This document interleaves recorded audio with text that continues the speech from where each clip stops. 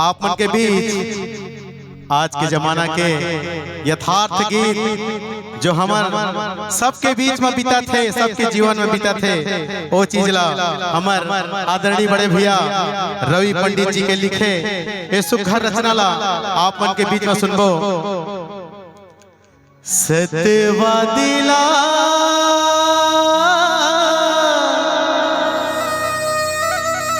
कब तक रोआबे,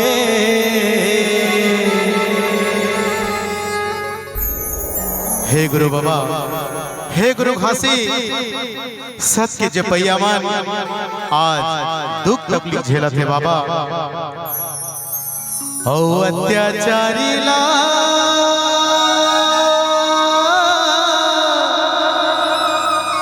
कब तक बढ़ावे,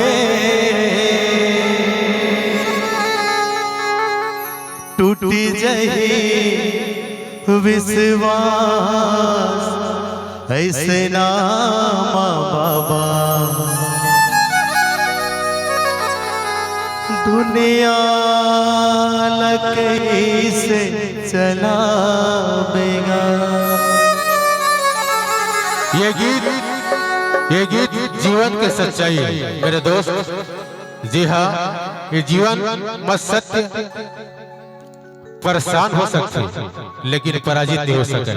ये हर व्यक्ति, हर गांव, हर शहर, ये देश दुनिया में एक ही समस्या पैदा होते कि सत्यवादी जो सत्य के राह पर चलते वो हमेशा परेशान रहते।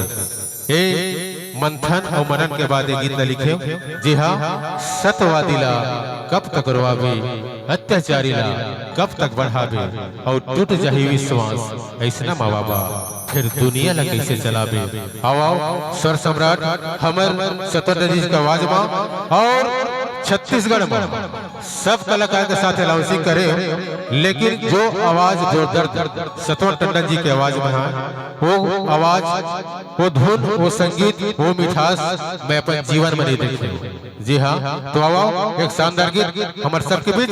सत्यवादी ला कब तक रोआवे, अत्याचारी ला कब तक बढ़ावे, टूट जाए विश्वास ऐसा माँ बाबा, फिर दुनिया ला कैसे चलावे, फिर दुनिया ला कैसे चलावे।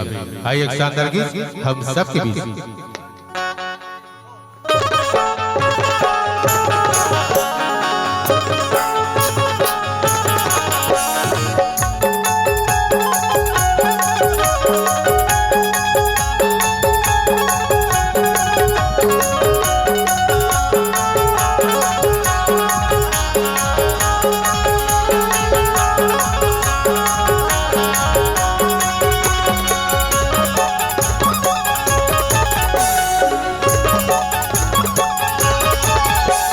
सत्यवादी ला कब तक रोआवे, अत्याचारी ला कब तक बढ़ावे।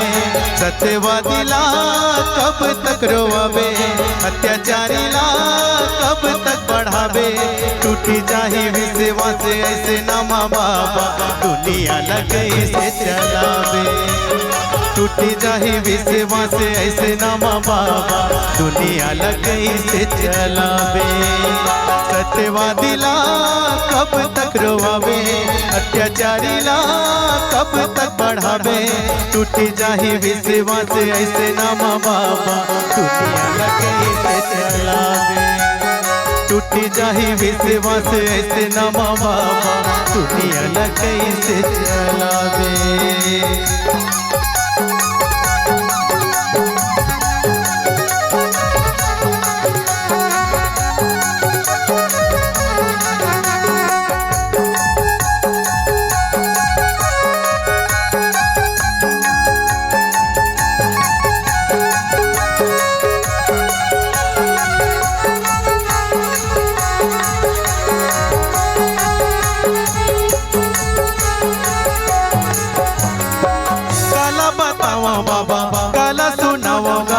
दुनिया में छाए कैसे पाप है, वही दिन गुरु वही औलाद है, झूठे लबारी के कैसे ये राज है।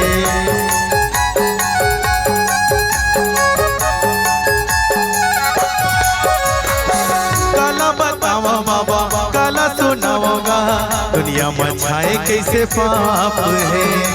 वही दिन गुरु वही औलाद है, झूठिला बारी के कैसे राज है, झूठिला बारी के कैसे राज है। बाप घर गाँव बेटा खिलावे, धन्यवाद लायो ते बढ़ावे, टूटी जाही विश्वास ऐसे नामा बाबा, दुनिया ल कैसे चलावे।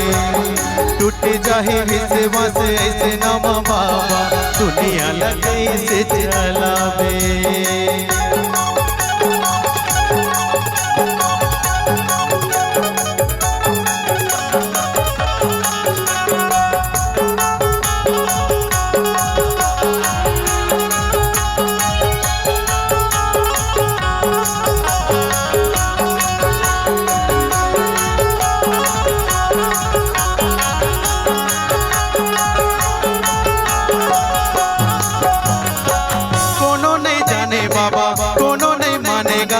सत्य जीवन के आस है, हमन भरे है बाबा पाप धरे हैगा, माटी के तन में विश्वास है।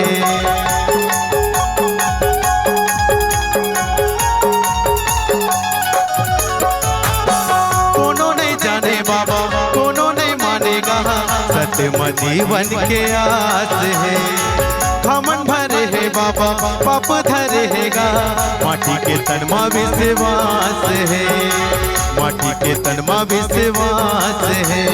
लेके जन्म तय नहीं आवे, ऐसन दुनिया लायो ते बनावे, टूटी जाही विश्वास ऐसे नामा बाबा, दुनिया ल कैसे चलावे।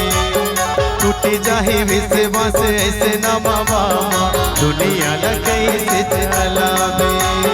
सत्यवादी ला कब तक रोआवे, अत्याचारी ला कब तक बढ़ावे, टूटी जाही विश्वास ऐसे नामा बाबा, दुनिया ल कैसे चलावे।